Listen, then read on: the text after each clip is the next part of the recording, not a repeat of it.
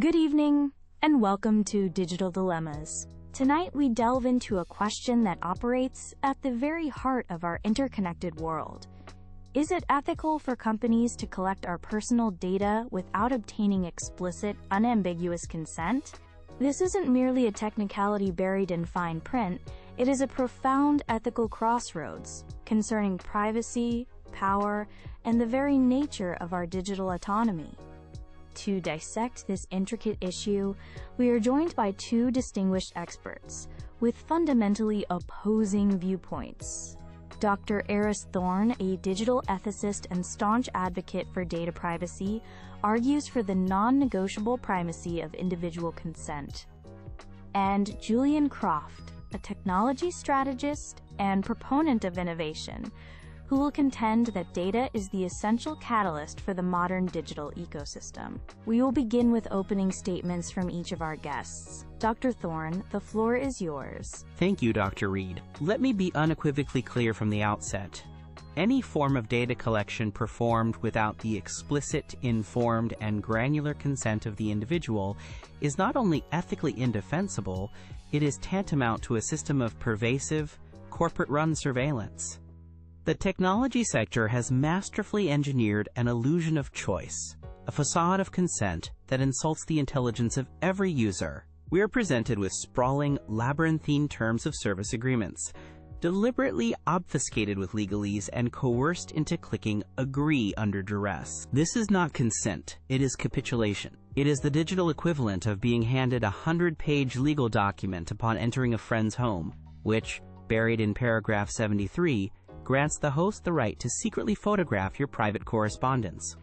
No reasonable person would agree to such terms in the physical world, yet we are conditioned to accept this egregious violation in the digital one. This dynamic is predicated on a profound asymmetry of power.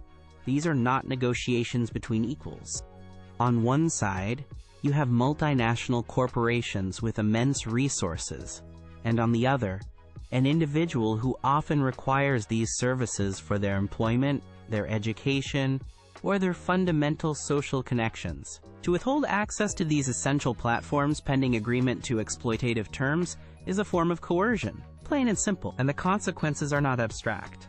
This unchecked data harvesting fuels manipulative advertising systems that prey on our psychological vulnerabilities. It constructs filter bubbles that polarize our societies and corrode democratic discourse. It allows for algorithmic bias to perpetuate and amplify societal inequalities in housing, employment, and even criminal justice. Furthermore, it casts a chilling effect on free expression, as individuals self-censor, knowing their every click and comment is being logged, analyzed, and archived indefinitely. Informed consent must be the absolute bedrock of a just digital society. Anything less is an architecture of control. Thank you, Dr. Thorne, for that powerful opening. Julian Croft, I now invite you to present your perspective. Thank you, Evelyn. While I respect Dr. Thorne's principles, I believe his perspective, if implemented, would inadvertently dismantle the very digital ecosystem that has delivered unprecedented benefits to humanity. I propose a more pragmatic viewpoint. Data is the indispensable fuel for innovation, progress, and the remarkably accessible, free-to-use internet that billions of people rely upon daily. We must not forget that users are engaged in a tacit and, I argue, mutually beneficial exchange. They provide data, and in return, they receive sophisticated, personalized, and constantly improving services at no monetary cost. Consider the marvels we take for granted.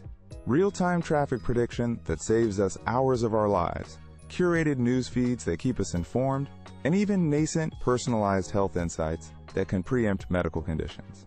These are not minor conveniences. They are significant enhancements to our quality of life, all powered by data. Therefore, I believe we need a more nuanced model of consent, one that distinguishes between different categories of data.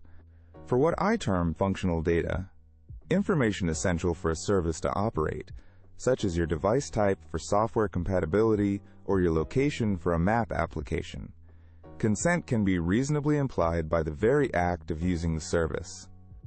To demand an explicit pop-up for every such interaction would create a user experience so fractured and annoying that it would render these services unusable.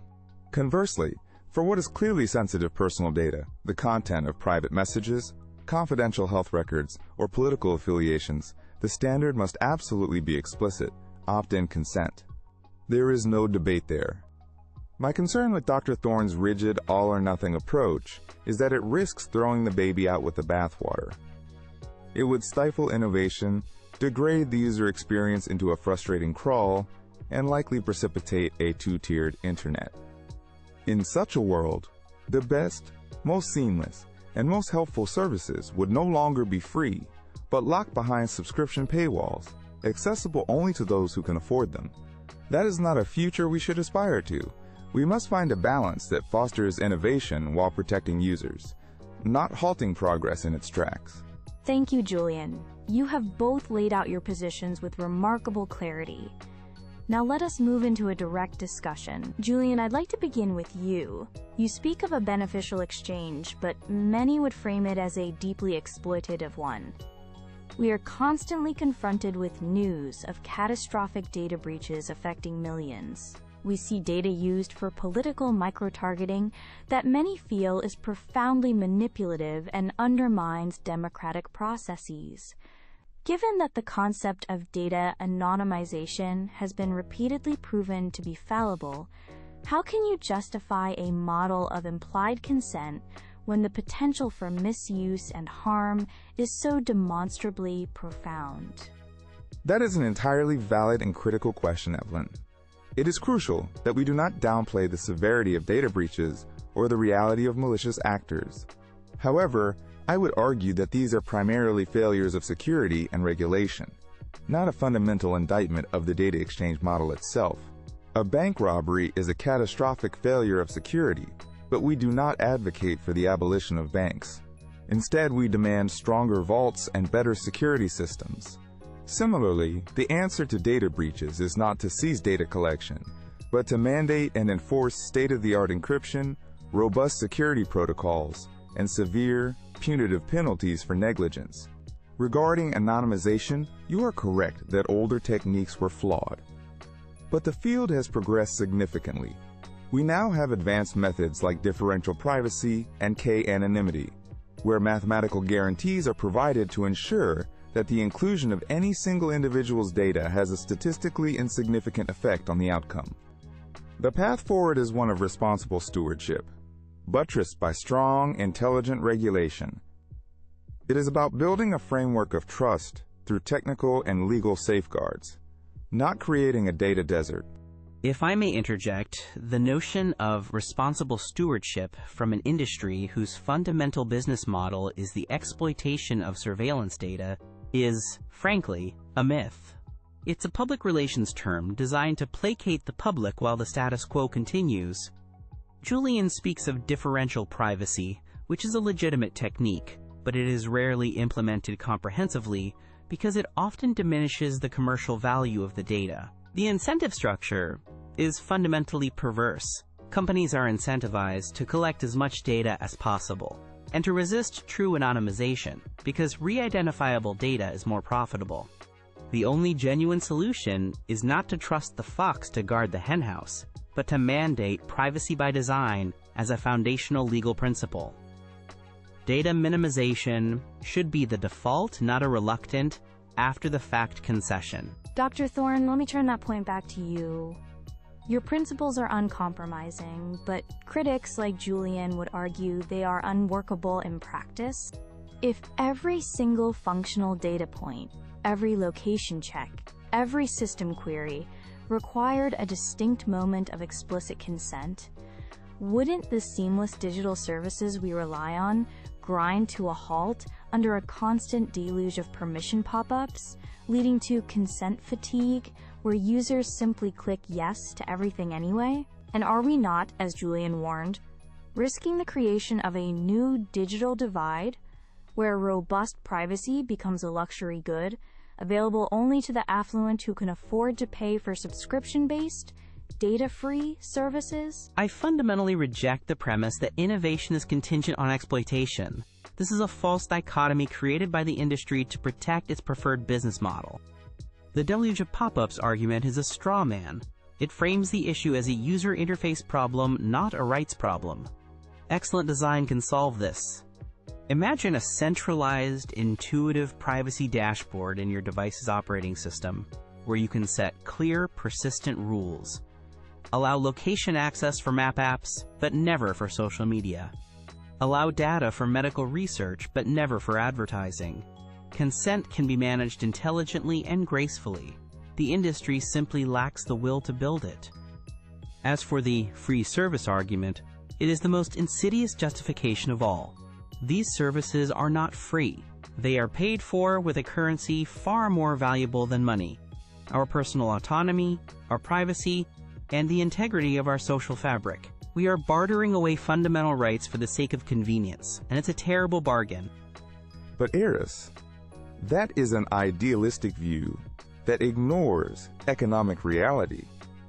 The digital advertising market, which is fueled by data, is what subsidizes these platforms, making them accessible to billions of people, including those in developing nations or from lower income backgrounds. If you remove that economic pillar, the entire structure collapses. The alternative is not some utopia where all services remain free and private. The alternative is a massive consolidation of power where only a few giant companies can afford to operate, and they do so behind paywalls. This would undeniably harm those with the least economic power, creating precisely the kind of societal inequality you claim to be fighting against. We are nearing the end of our time.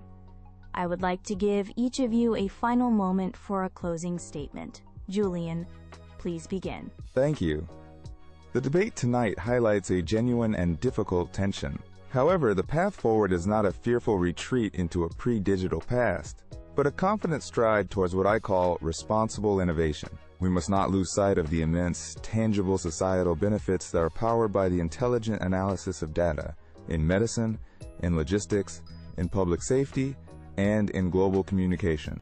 To abandon this progress would be a profound loss for everyone. Therefore, the solution lies in a robust partnership between industry, regulators, and ethicists. We must build an agile regulatory framework that vigorously protects our most sensitive, personal information while allowing for the flow of functional data that makes our digital world work for us. Let us build a future that is both technologically extraordinary and ethically sound. Thank you, Julian. Dr. Thorne, your final thoughts? My closing argument is simple. Data rights are human rights. Convenience should never, under any circumstances, be accepted as a valid reason to surrender our personal autonomy. The current model of implied consent has created a dangerous and unacceptable imbalance of power between the individual and the corporation. It has normalized surveillance and exposed us to manipulation and harm on a scale previously unimaginable. This is not innovation, it is extraction. I urge everyone listening to challenge this status quo. Demand transparency. Advocate for legislation that enshrines privacy by design and data minimization as non-negotiable legal rights. And please, remember this. When a powerful service is offered to you for free, you are not the customer, you are the product. Dr. Eris Thorne, Julian Croft, thank you both for an exceptionally articulate and impassioned debate. You have illuminated the central conflict of our digital age, the profound tension between unbridled progress and fundamental privacy, between the allure of convenience and the necessity of control. We are left with no easy answers, only a critical question that each of us must now consider for ourselves. What is the true price of convenience? And is it a price we are, and should be, willing to continue paying? Thank you for joining us on Digital Dilemmas. Good evening.